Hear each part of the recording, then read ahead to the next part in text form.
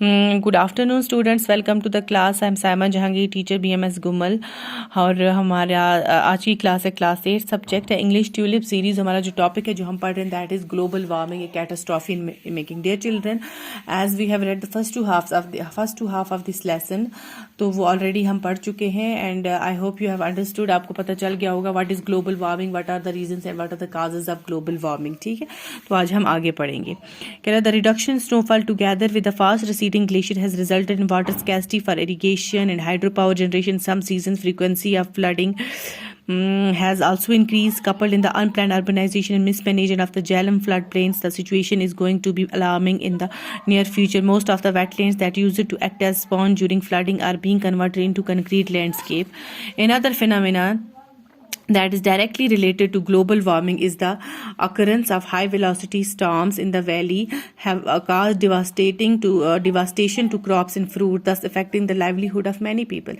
Recently, Kashmir has been witnessing drastic changes in precipitation as well as seasonal changes.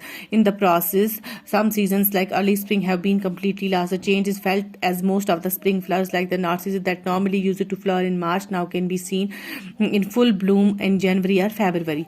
The demarcation between seasons that was well defined a decade ago has vanished. It is now difficult to distinguish between spring and summer, as also between autumn and winter.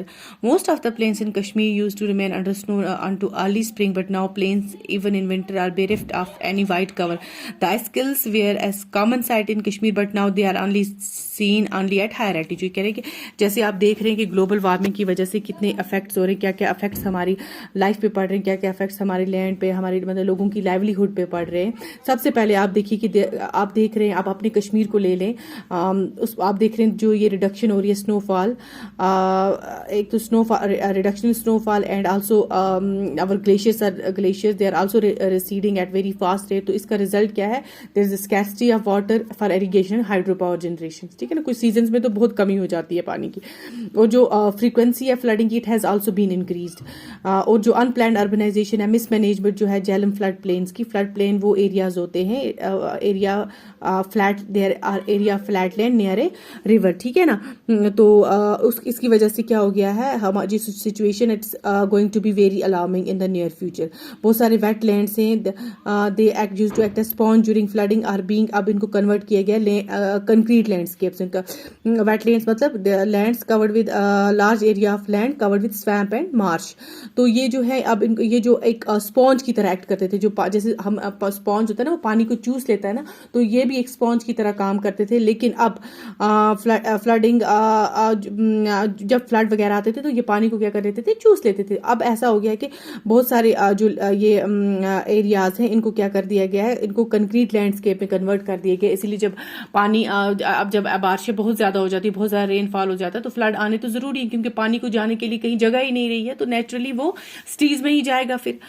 तो इसी तरह और बहुत सारी other phenomena is also directly related to global warming. वो क्या है? This occurring of high velocity storm, जो बहुत ज्यादा ये तूफान आ रहे हैं वैली में, इससे क्या हो जा रहा है, इससे क्या होता जा रहा है, बहुत सारे it causes devastation to crops and fruits, है ना। इससे क्या हो रहा है, हमारे क्रॉप्स पे, हमारे फ्रूट्स पे बहुत ज्यादा बुरा असर पड़ रहा है, तबाही हो रही है उनकी। उससे बहुत सारे लोगों की रोजगार पे असर पड़ रहा है ना, क्योंकि आप देख रहे हैं बहुत सारे लोगों का जो रोजगार है, उनका दारोमदार है जिंदगी का, वो उनके बाग वगैरह होते हैं, या उनके फ्रूट्स का जो सीजन है ना उसमें बाग में, या क्रॉप्स होते हैं, चावल वगैरह उगाते हैं, उसी पे होता है। और जब ऐसे तूफान आते हैं, इनकी जो क्रॉप्स होते हैं उनको बिल्कुल तबाह करके चले जाते हैं। रिसेंटली आपने देखा होगा Kashmir has been witnessing drastic change in precipitation, seasonal changes.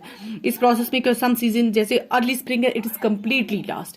जो आप देखोगे फॉर एग्जांपल आपने देखा जो स्प्रिंग फ्लावर्स जैसे नार्सिसस जो दैट नॉर्मली जो मार्च में फ्लावर करता था, अब उसको आप फुल्ली ब्लूम देखोगे जनवरी में, फरवरी में। ठीक है ना, तो अर्ली स्प्रिंग कहीं है ही नहीं। तो जो अब पहले कुछ डिकेड्स पहले जो एक डिमार्केशन था सीजन के, अब जी स्प्रिंग है, उसके बाद समर आएगा, उसके बाद ऑटम आएगा, उसके बाद विंटर आएगा, ऐसा अब कुछ भी नहीं है, ये बिल्कुल खत्म हो गया। It has been vanished, it's because of global warming. Global की वार्मिंग की वजह से ये बिल्कुल डिफिकल्ट है। It's now difficult to distinguish between summer, spring and also between autumn and winter.